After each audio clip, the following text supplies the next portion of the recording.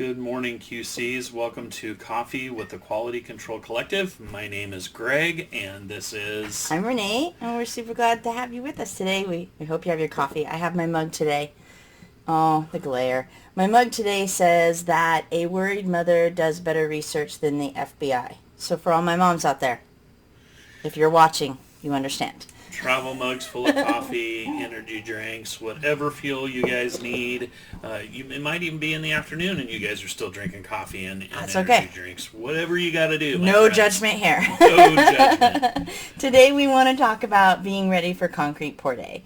Concrete pour days are extremely stressful and they are extremely busy for our fellow quality control managers. So we kind of want to talk about some hints and tips to be ready.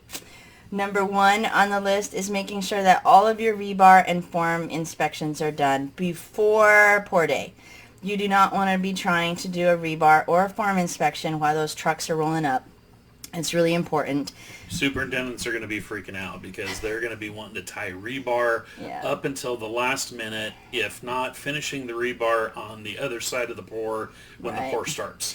And we've been there. Oh, We're yes. not going to try to act like... The only reason we've got a list of tips and tricks is because we've done everything wrong. At least once. At least once. So I've definitely been rushing, trying to get some of those final inspections while those trucks are pulling up. And it's just a headache that you don't want. So push your subs, push your soups.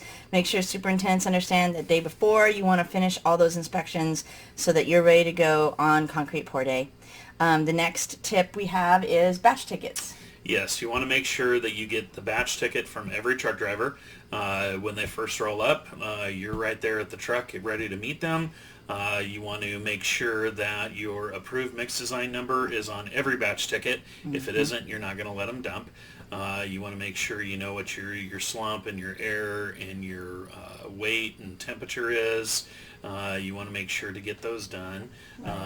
Every batch ticket, you're going to need those. Climb up. I mean, you're going to have a lot of those drivers not want to get out of your truck. And my license lies. It says 5'3". I'm not 5'3". I think I'm 5'2 3/4". So I'm not very tall. I'm vertically challenged.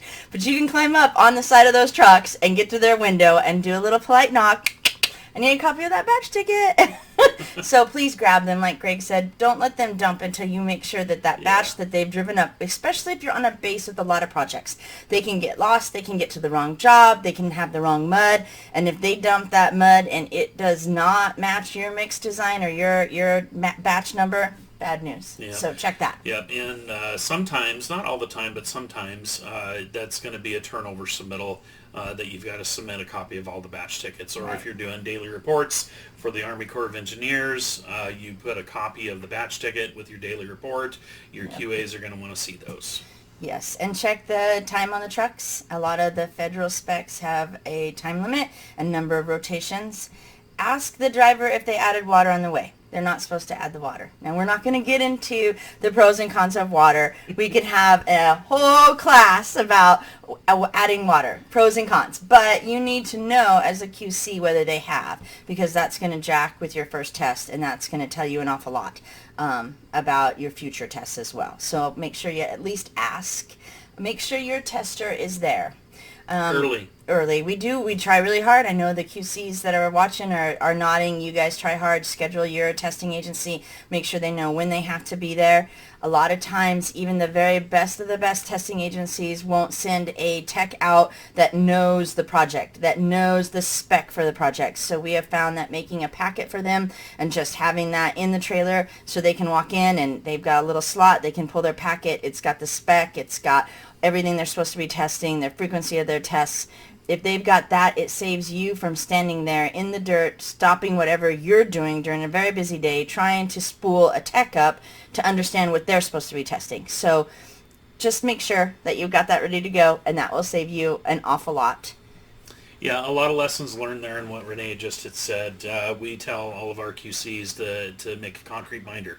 Has a copy of all the mix design, the approved mix designs in there, has a civil layout or structural or foundation layout prints in there, has the specs in there. That way they always know where the binder is on the wall. They can come and grab it, and no matter who they are. But if you're really on top of your A game, when you get those approved rebar, mill certs or product data, when you get your approved forms, from the concrete sub and the approved mix design, you're going to shoot those off to your testing agency so they have a copy of them in-house.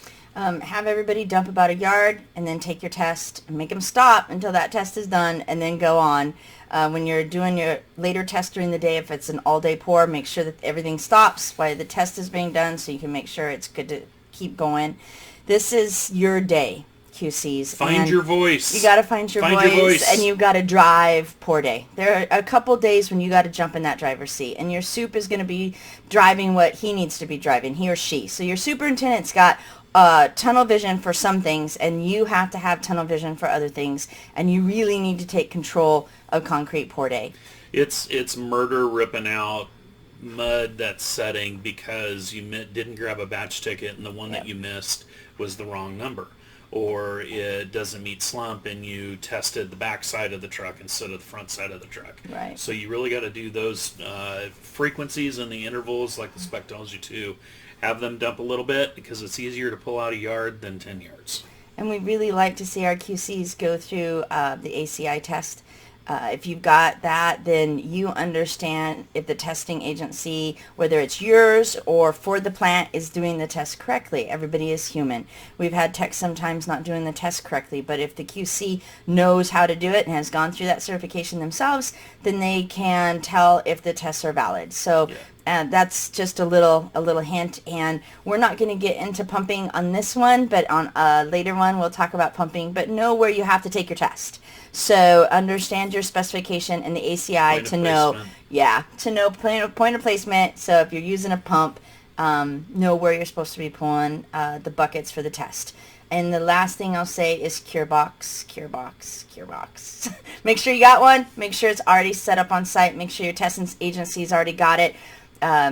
Understand the ACI enough. QCs understand where they have to cure, where those cylinders need to cure. So we've seen that mistake.